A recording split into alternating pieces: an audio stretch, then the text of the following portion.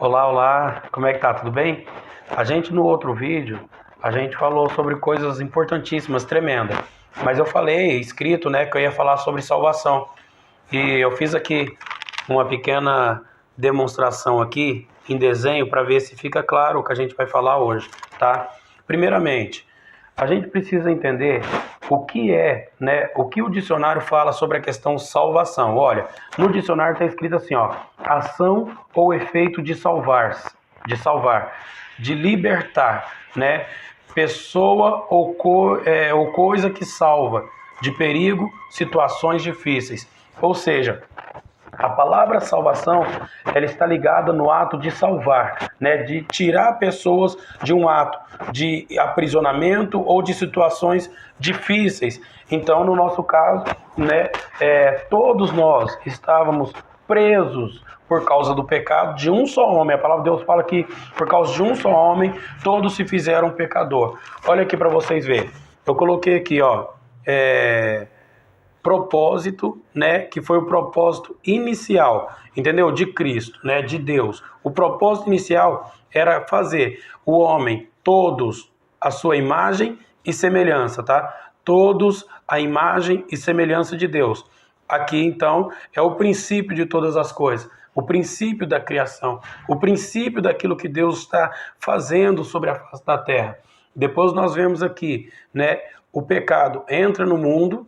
Aí a gente começa uma subida, tá? Uma subida, porque todos que vieram após Adão se fizeram pecador. Então, de Adão até Moisés, a morte reinou, tá? Eu vou colocar as passagens depois para a gente poder identificar. Então, aqui, a morte reinou de Adão até Moisés. Por causa de quê? Porque não tinha um padrão, uma maneira de como as pessoas caminhar, né? Aqui era verdadeiramente pela intimidade. Então aqui as pessoas, Adão passou para os seus filhos os princípios, os filhos de Adão passou para os outros filhos os princípios, e assim Deus foi achando alguns homens justo, tá reto aqui, né? Deus fala de Enoque, fala de Sete, fala de Noé, fala de alguns outros homens que andaram justo aqui, tá? Então aqui o império da morte reinou tanto sobre o justo quanto sobre o injusto. Aqui a gente já vê então, né? Eu pus um pique aqui para que a gente possa entender que daqui, entendeu?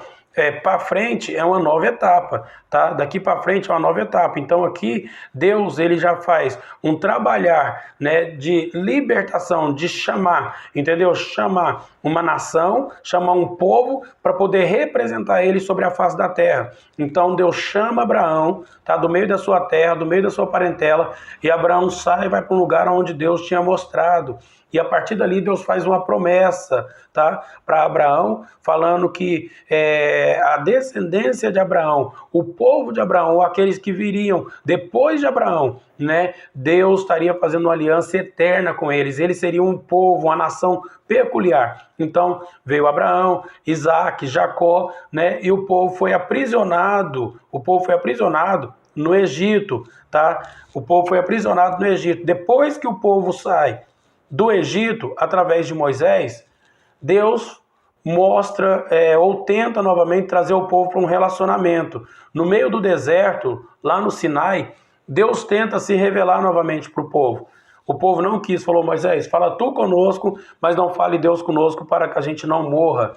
Então a palavra de Deus diz que Deus faz os mandamentos, e aqueles que obedecessem e observassem os mandamentos, por ele viveria. Então, antes dos mandamentos, era simplesmente por um fato, por uma questão de conhecer, aproximar de Deus, ter intimidade e saber quem Deus era, né? Então, a partir daqui, né, dos mandamentos, a gente então, o ser humano então, viver pela obediência. Obedecer os mandamentos tem vida. Não obedecer os mandamentos, a morte, verdadeiramente o salário do pecado seria a morte ali, né? Ou seja, as pessoas que eram pegas ali na desobediência dos mandamentos, era levado, apedrejado em praça pública, né? Ou perante todos, como aconteceu com a família de Acã, né, como aconteceu com a família de Acã, quando Acã pega ali as capas em Jericó, pega a capa em Jericó, as taças ali, e Deus ali manda trazer Acã e toda a sua família para o meio do povo do arraial e apedrejarem eles. Então aqui era uma questão de obediência, tá? Mas só que Deus sabia que o povo não conseguiria suportar. Ele deu uma oportunidade, primeiro, para as pessoas voltarem a ter relacionamento. Não quiseram. Então ele falou, para me preservar o povo, para me não voltar a matar, destruir o povo, né? O que eu vou fazer? Eu vou colocar então regras, entendeu? E aqueles que observar a regra, vai viver por ele. Então beleza. O povo vem caminhando sobre o pecado, caminhando, alguns salvando, caminhando, né? Aqui manifesta a salvação, que foi tanto profetizada por Isaías, foi profetizada por vários profetas, dizendo sobre o Messias, sobre aquele que ia se revelar, aquele que ia vir trazer a salvação sobre toda a humanidade. Então a palavra de Deus fala que aqui está escrito, né, salvação. Então a palavra de Deus fala que Deus enviou o seu Filho unigênito para todo aquele que nele crê, não pereça, mas tenha vida eterna, seja salvo. Aquele que crê será salvo, né? Então aqui, eu desenhei aqui essas 3 cruzes aqui, porque Cristo no meio, no dia da sua morte, Cristo no meio, né? Um ladrão de um lado, outro ladrão do outro. Aqui a palavra de Deus fala que um ladrão olha e fala assim, uai, tu não és o rei dos judeus? Salva-te a ti mesmo e salva a nós também. Mas só que essa palavra que esse ladrão falou, ele não falou com intenção de promover o nome do Senhor, mas falou com intenção de caçoar, de descrédito. Ele não estava acreditando que Cristo era o rei dos judeus, que Cristo era o rei dos reis, né? Mas o homem que estava aqui, ele olha e fala assim, Senhor, quando entrares no teu paraíso, lembra-te de mim. E Jesus Cristo olhou e falou assim, em verdade vos digo, que ainda hoje estará comigo no paraíso.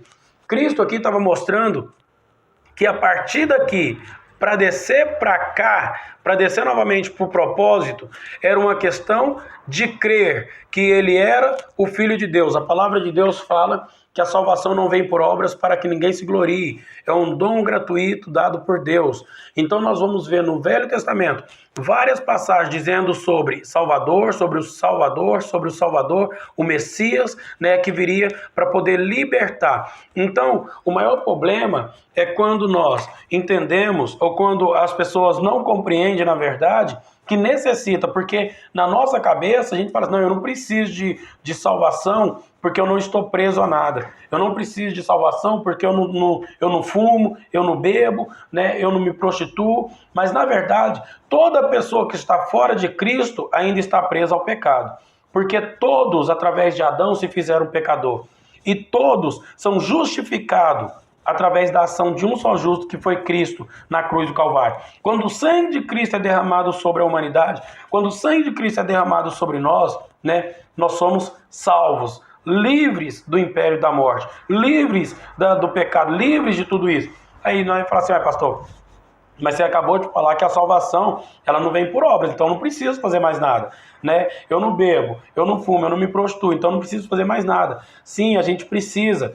Por quê? Porque, na verdade, a salvação, ela é o início de todas as coisas. Ela é o princípio, a salvação, muitas pessoas por muito tempo acreditou que a salvação estava aqui, ó. Eu preciso me esforçar para ser salvo, eu estou lutando pela minha salvação, estou fazendo isso. Não, a salvação está aqui, tá? A salvação é o início para a gente voltar de novo para a imagem original. Aqui, ó, propósito, né? Voltando de novo à imagem original. Cristo falou assim, ó, eu sou o caminho, a verdade e a vida. E ninguém vai ao Pai senão por mim. Ninguém vai chegar aqui de novo se não for por mim. Então Cristo, a salvação aqui é o início, tá? Aquele que quiser vir após mim, negue-se a si mesmo, tome a sua cruz e me siga. É um princípio de abrir mão das coisas materiais, das coisas carnais que a gente foi adquirindo aqui ao longo do tempo, abrir mão aqui para voltar novamente à imagem original daquilo que nós éramos, entendeu? Sem santidade ninguém verá o Senhor. Então nós temos que ir nos santificando ao longo do caminho para poder ter um encontro poderoso com Deus. Se você achou isso aqui interessante, comente aí, fale aí, né? Se você não compreendeu a subida, eu vou te explicar. Se você não entendeu a descida, eu vou te explicar. Mas salvação não é o final, é o início, tá? De uma nova vida. Que Deus abençoe a todos.